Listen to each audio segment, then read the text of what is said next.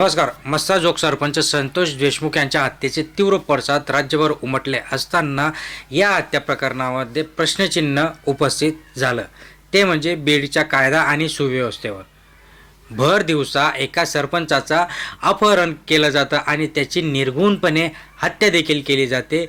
यावरनं बीडच्या बिहार झालाय की काय असा प्रश्न आता सगळ्या समाजामध्ये विचारला जात आहे. या गोष्टीवर धारेवर धरलं जात आहे आणि बीडच्या पोलीस प्रशासनाला सरपंच संतोष देशमुख यांची जी काही हत्या होऊन आता जवळपास 2 ते 3 आठवड्याच्या वर उलटले तरी 7 पैकी केवळ 4 आरोपींना आत्तापर्यंत अटक झाली. हत्येचे मूळ सूत्रधार असा आरोप असणारे सुदर्शन घुले, वाल्मिक कराड आणि कृष्णा आंधळे अजूनही फरार असल्याचं आपल्याला इथं सांगण्यात येत आहे. बीड जिल्ह्यातल्या पोलिसांच्या अपयशाला महायुती सरकार आणि सुद्धा अजून जबाबदार असल्याचं इथं बोललं जाताना आपल्याला दिसेल. हिवाळी अधिवेशनातही याचे चांगले पडसाद उमटलेले आपल्याला मुख्यमंत्री देवेंद्र फडणवीस यांनी विधिमंडळात बोलत असताना बीड पोलीस प्रशासनाने कारवाई करण्यामध्ये कुठलीही कुचराई केली आहे हे मान्य केले आणि यासोबतच त्यांनी बीडचे पोलीस अधीक्षक अविनाश बारगळ यांची बदली करण्याचा निर्णय घेतला. आता अधिवेशनामध्ये अविनाश बारगळ यांची जी जागा होती ती IPS अधिकारी नवनीत कावत यांनी घेतली आणि आता अविनाश बारगळ यांनी उचल बांगडी केल्यानंतर अवघ्या 24 तासात नवनीत कावत यांनी बीडचे पोलीस अधीक्षक म्हणून नियुक्ती देखील करण्यात आली. पण बीडचे नवीन अधीक्षक असणारे नवनीत कावत नेमके आहेत तरी कोण आणि त्यांची बीडच्या SP पदी नियुक्ती केल्यामुळे कोणत्या कारणांमुळे झाली असावी, या सगळ्या जिल्ह्यामध्ये कुठल्या आव्हानांना त्यांना समोर जावं लागणार आहे, आज वरच्या त्यांचा जर काही इतिहास पाहता तर ते खरंच बीडचे नवीन सिंगम ठरणार आहेत का, या सगळ्या आपण या व्हिडिओच्या माध्यमातून गोष्टी जाणण्याचा प्रयत्न करणार आहोत. नमस्कार, मी सचिन परत एकदा तुमचं स्वागत करतो. चॅनलला अजून सबस्क्राईब केलं नसेल सबस्क्राईब करा. मित्रांनो, लाईक करायला कंजूसपणा नका करत जा, म्हणजे असेच महत्त्वपूर्ण अपडेट तुम्हाला आपण देऊ शकतो. बघा, बीडचं जे काही वातावरण होतं ते राज्यभर पेटलेल्या जातीय संघर्षाची सगळ्यात मोठी जी काही जड होती ती म्हणजे बीड जिल्ह्याला सोसावी लागली. त्यातले मराठा समाजातलं येणाऱ्या संतोष देशमुखांची निर्गुणपणे हत्या झाल्याने यामुळे संबंध महाराष्ट्राला हादरवलं गेले आणि या सगळ्या गोष्टींमध्ये भाजपचे आमदार सुरेश धस यांनी थेटपणे बीडच्या प्रशासकीय व्यवस्थेवर आणि धनंजय मुंडे यांचे निकटवर्तीय असणारे म्हणजेच वाल्मिक कराड यांच्यावर केलेल्या आरोपांमुळे एकच खळबळ माजली असताना आपल्याला दिसले. आता या सगळ्या गोष्टींमध्ये एकीकडे राजकारणांना धारेवर धरलं आणि दुसरं म्हणजे अजितदादांनी जेव्हा मस्साजोगला भेट दिली त्यावेळेस धनंजय मुंडेंना मंत्रिमंडळातनं काढून टाका असा आक्रोश लोकांनी केला. एकीकडे राजकारणावरती आक्रोश, दुसरीकडे पोलीस प्रशासन सुद्धा बीडमधल्या परिस्थितीला जबाबदार असल्याचं इथे म्हटलं जातं आहे. फडणवीसांसोबतच पोलीस अधीक्षकांची बदली केली आहे का, आणि सगळ्यात महत्त्वाचं म्हणजे आधी बीडचे नवीन पोलीस अधीक्षक म्हणून नियुक्त झालेले नवनीत कावत हे नेमके आहेत कोण, त्यांचा इतिहास काय आहे आणि त्यांची बदली इथे का झाली, का घेऊन आणण्यात आलं. कावत हे इंजिनिअरिंग म्हणून एक IPS अधिकारी झालेले आपल्याला माहिती आहे. त्यामुळे मूळ गाव त्यांचं राजस्थानमधलं आहे. अलवर हे त्यांचं पडवळीतील हे भारतीय रेल्वेमध्ये नोकरी आणि त्याच्यानंतर त्यांनी वेगवेगळ्या ठिकाणी कावत यांचं शिक्षण देखील झालं. अलवर इथनं असलेल्या कावत यांचे 6वी पर्यंत शिक्षण उत्तर प्रदेशमधल्या ममुराबाद येथे झालं. त्यानंतर त्यांनी राजस्थानमधल्या चित्तोडगडच्या सैनिक स्कूलमधनं आपलं कॉलेज पूर्ण केलं. त्याच्यानंतर इतर माध्यमांमधनं आलेल्या बातम्यांनुसार शाळेत असताना नवनीत कावत यांनी अगदी एव्हरेस्ट स्टुडंट म्हणजे जे काही क्लेवर स्टुडंट असतात त्यांनी पदवी देखील मिळवली. मेरिटमध्ये यायला लागले तर 12वी नंतर कावत यांनी IIT रुरकीमध्ये इलेक्ट्रिकल इंजिनियर शाखेमध्ये प्रवेश देखील मिळाला आणि ते इंजिनियर देखील झाले. पण नवनीत कावत यांची आवड IT क्षेत्रात असल्याने त्यांनी इलेक्ट्रिकल इंजिनिअरिंग झालेले असताना सुद्धा ITमध्ये त्यांनी सॉफ्टवेअरचा जॉब मिळवला. आता 2012-13मध्ये च्या दरम्यान कावत यांनी हैदराबादमध्ये सॉफ्टवेअर इंजिनिअरिंगचा जॉब देखील केला. पण ITच्या जॉबमध्ये सुद्धा त्यांचं मन लागत नसल्यामुळे त्यांनी ती नोकरी सोडून दिली. इंजिनिअरिंग झालं असल्याने त्यांनी इंडियन इंजिनिअरिंग सर्व्हिसेसमध्ये आपला ट्राय केला. IASची परीक्षा दिली आणि 2015 साली त्यांनी ही परीक्षा दिल्यानंतर कावत हे पास देखील झाले.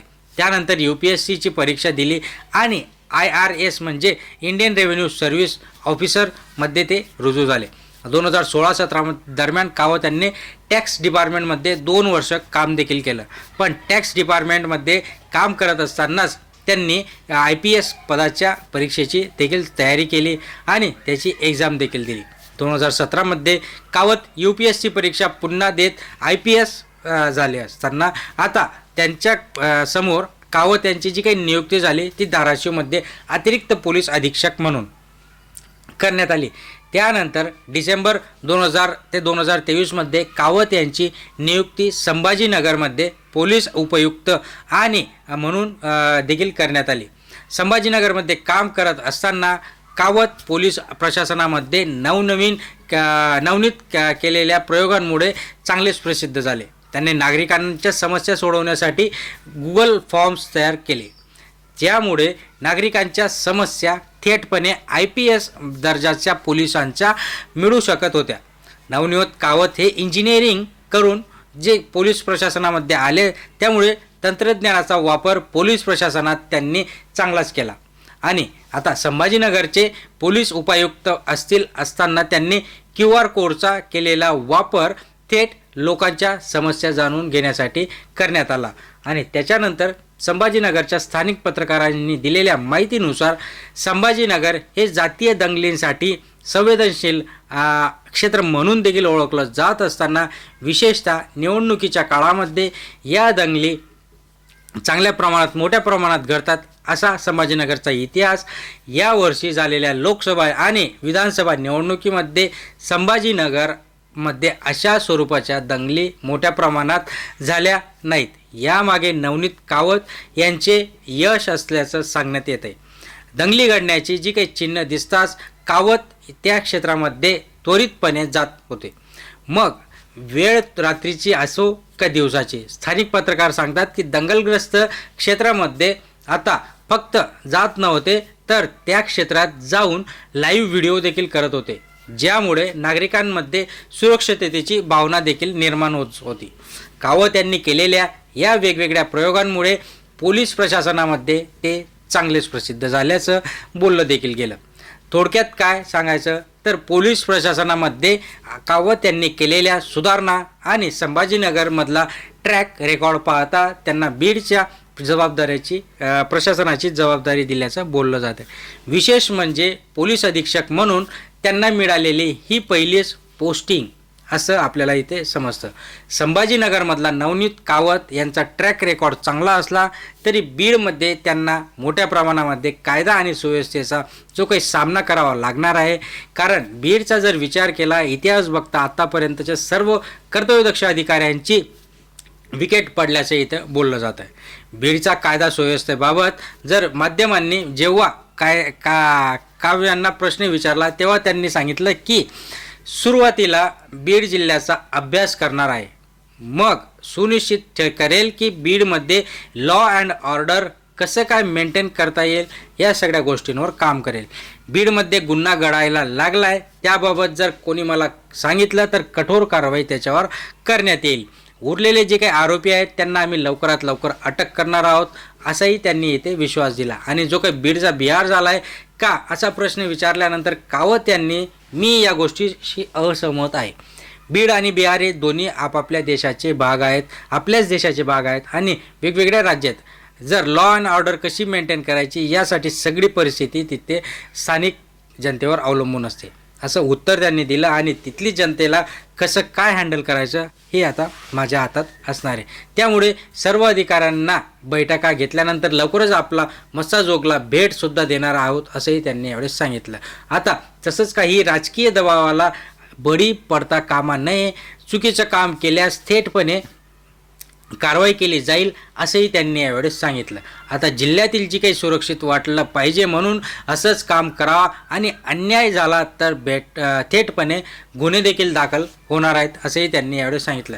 कितीही प्रेशर असू दे, कोणाचाही प्रेशर असू दे, पण जे काही शासनाच्या चौकटीमध्ये प्रशासनाच्या चौकटीमध्ये बसेल तेच काम आपण करणार आहेत. जे काही अवैध धंदे आहेत, अवैध धंद्यांना आपण सगळे नेस्त नाबूद करणार आहोत असंही त्यांनी यावेळेस सांगितलं. मला चालणार नाही की अनेक शहरे आणि अनेक लोकांनी येथे गंदगी करावी असंही त्यांनी सांगितलं. विशेष म्हणजे जिल्ह्यातल्या नागरिकांच्या सेवेसाठी SP स्वतः 24 तास हजर राहणार आहेत असंही आणि त्यांनी सांगितलं. तत्पर असून सुद्धा त्यांनी सांगणार आहे.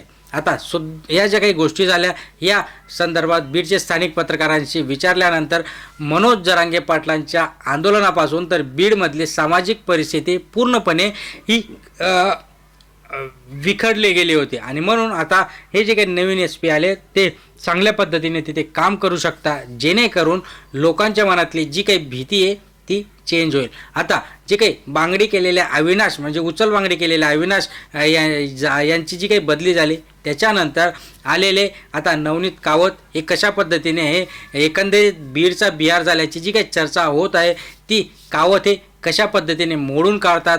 पहिलं आव्हान असणारे ते म्हणजे संतोष देशमुखांच्या मारेकरांना शोधून काढणं. दुसरं आव्हान म्हणजे जातीय तेढ निर्माण होत असताना त्याला आळा घालणं.